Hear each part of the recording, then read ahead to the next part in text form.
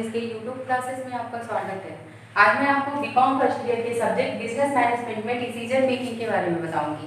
Decision making का दो part हमने पढ़ लिया है, एक में कॉन्सेप्ट, मीनिंग, डेफिनेशंस और दूसरे में हमने पढ़ा है कि प्रिंसिपल्स ऑफ डिसीजन मेकिंग। अब हम इस क्लास में पढ़ेंगे कि प्रोसेस ऑफ डिसीजन मेकिंग क्या है, प्रोसेस एंड टेक्निक्स, प्रक्रिया और तरीका। सबसे पहले देखते हैं प्रोसेस ऑफ डिसीजन मेकिंग। इससे पहले थोड़ा सा डिसीजन मेकिंग के बारे में जानेंगे। डिसीजन मेकिंग इज क्या decision making is choosing among alternatives, but that is very simplistic view, because decision making is a process, not just a simple act of choosing among alternative. It is not just a simple act. यह एक simple act नहीं है, इसलिए इसके कुछ प्रक्रिया के बारे में पढ़ेंगे कि जिसके थ्रू हम एक सही निर्णय पर पहुंच सकें और उसके फीडबैक के बारे में जान सकें कि हमारे द्वारा लिया गया निर्णय सही है या नहीं।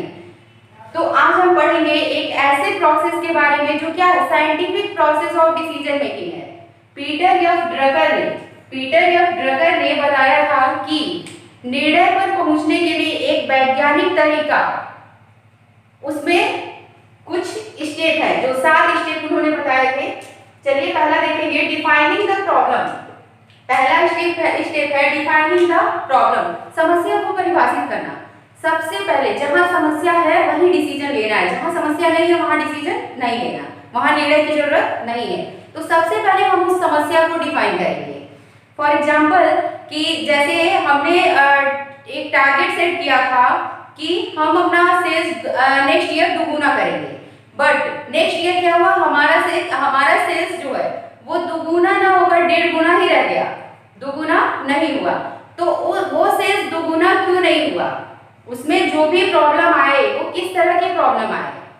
तो ये हम डिफाइनिंग द प्रॉब्लम, यही हमारा समस्या है कि हमारा सेल्स 2 गुना ना होकर 1.5 गुना ही रह गया। तो ये जो बाकी का बच गया उसको हम कैसे बढ़ाएं। तो सबसे पहले हमारी समस्या परिभाषित होगी। हमारी समस्या क्या है, सेल्स को बढ़ाना, जो सेल्स नहीं बढ़ा, ये आई प्रॉब्लम। नेक्स्ट है एनालाइजिंग द प्रॉब्लम। अब हम इस समस्या को एनालाइज करेंगे यानी इसका विश्लेषण करेंगे, इसका ऑब्जर्वेशन करेंगे, इन्वेस्टिगेट करेंगे और इसको इवैल्यूएट करेंगे। ऑब्जर्वेशन में क्या देखेंगे कि हमारे जितने भी रिसोर्सेज हैं, रिसोर्सेज इन द सेंस जो भी ह्यूमन रिसोर्सेज हैं, फाइनेंशियल रिसोर्सेज है, मशीनरीज है, मटेरियल्स है, क्या इसमें कोई कमी है जिसकी वजह से हमारा सेल्स नहीं बढ़ा, हमारा सेट किया हुआ टारगेट पूरा नहीं हुआ। तो हम क्या करेंगे, यही विश्लेषण करेंगे कि जो हमारी समस्या है वो किस तरीके की समस्या है। कहीं ह्यूमन रिसोर्सेज से कोई प्रॉब्लम तो नहीं है, कहीं फाइनेंशियल रिसोर्सेज की तरफ से कोई प्रॉब्लम तो नहीं है, और कहीं मशीनरी या मटेरियल की तरफ से कोई प्रॉब्लम तो नहीं क्रिएट हुआ जिसकी वजह से हमारा सेट किया हुआ टारगेट पूरा नहीं हुआ।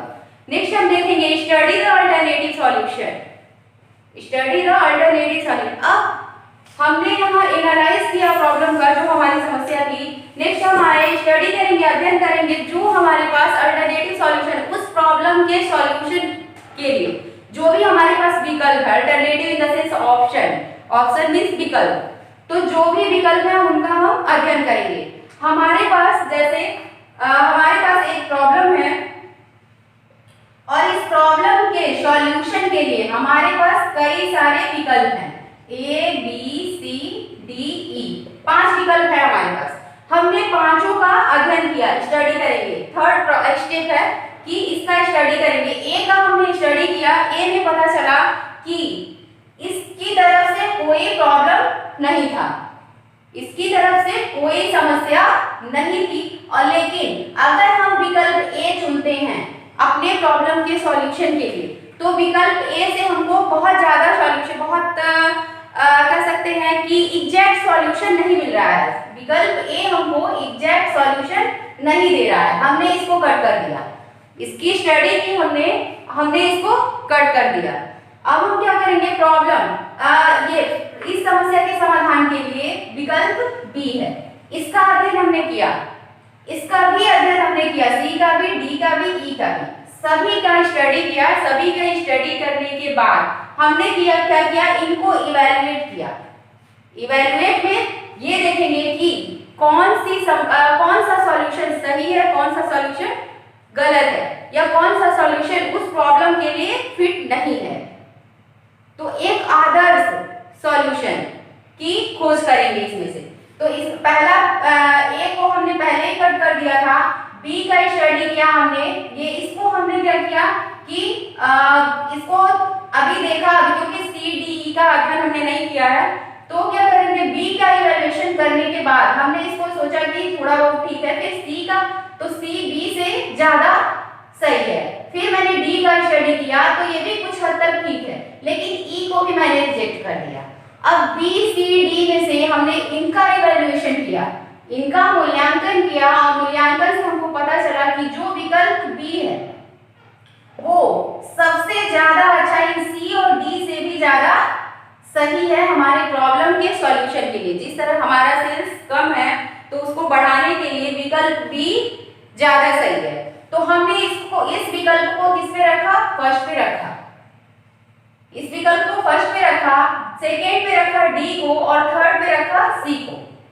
अब मेरा सबसे जो हमारा बेस्ट सॉल्यूशन है वो हमको यहाँ से इवैल्यूएशन के बाद हमको क्या मिल गया, फिफ्थ स्टेप में हमको हमारा बेस्ट सॉल्यूशन मिल गया, ये बी, जो अल्टरनेटिव बी है हमारे पास प्रॉब्लम के सॉल्यूशन के लिए। जो विकल्प बी है वो हमारा बेस्ट सॉल्यूशन है हमारे प्रॉब्लम को सॉल्व करने का।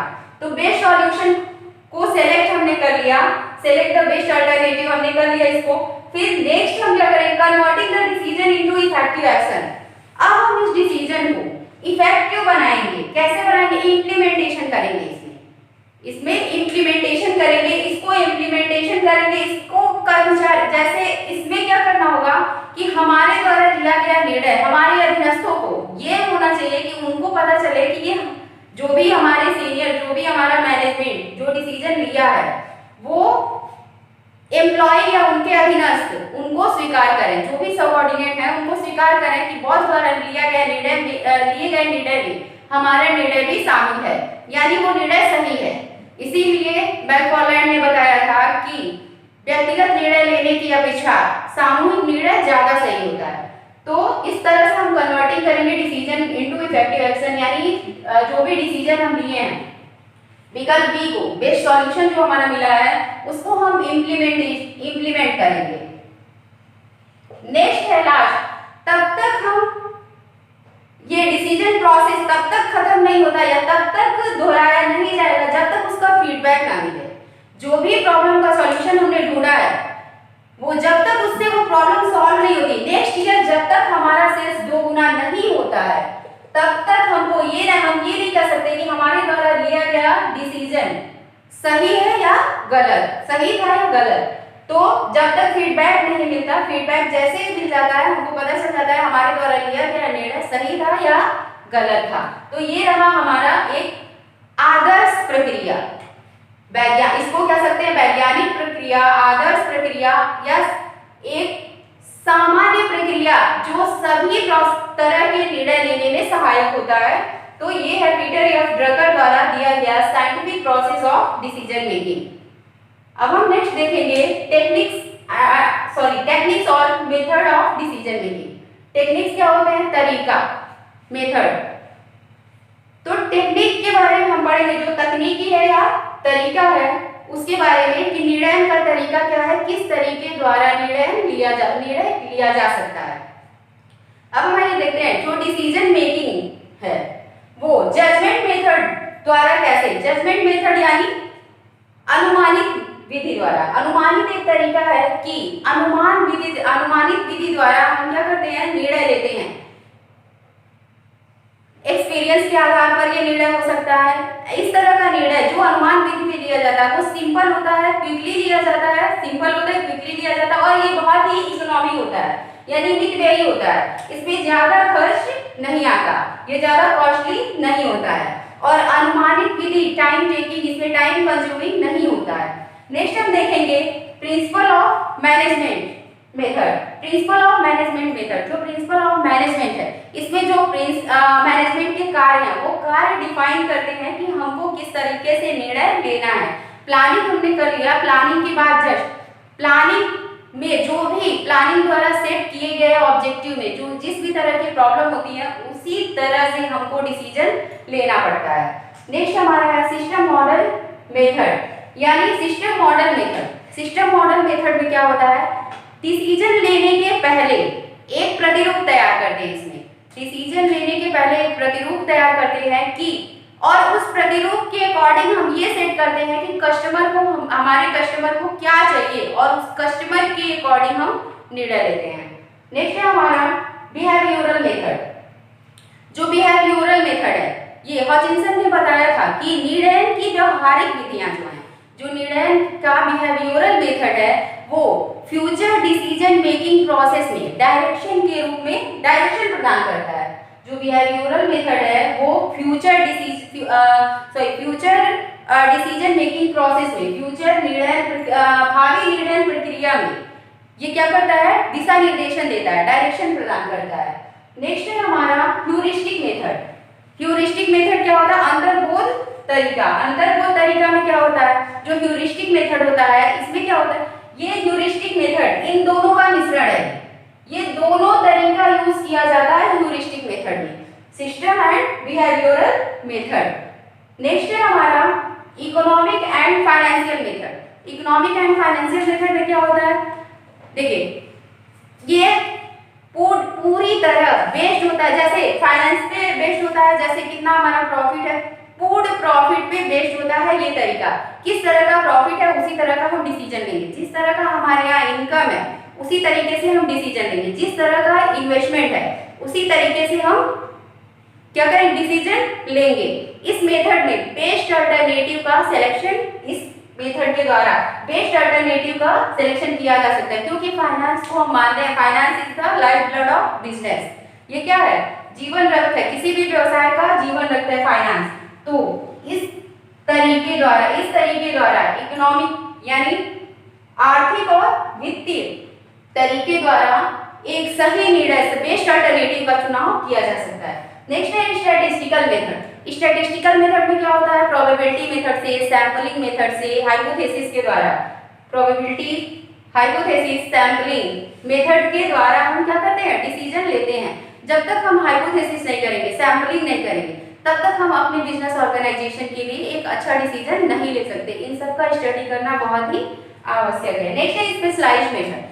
जो स्पेशलाइज्ड मेथड है इसमें क्या करते हैं हम, जो भी कार्य है हमारे यहाँ, जो भी जिस भी तरह के कार्य हो रहे हैं, एक्टिविटी हो रही है, उनका हम रिसर्च करते हैं। जैसे एक्टिविटी रिसर्च करते हैं लीनियर प्रोग्राम के द्वारा, PERT, CPM, इन सभी के माध्यम से हम डिसीजन लेते हैं। इन सभी का स्टडी करने के बाद हम डिसीजन लेते हैं, इसको कहते हैं स्पेशलाइज्ड मेथड।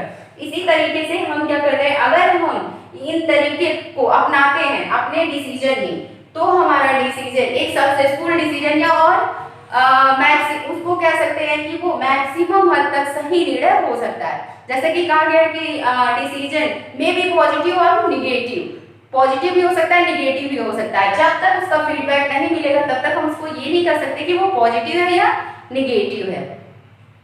अब हम नेक्स्ट टॉपिक के बारे में अगले क्लास में पढ़ेंगे, तब तक के लिए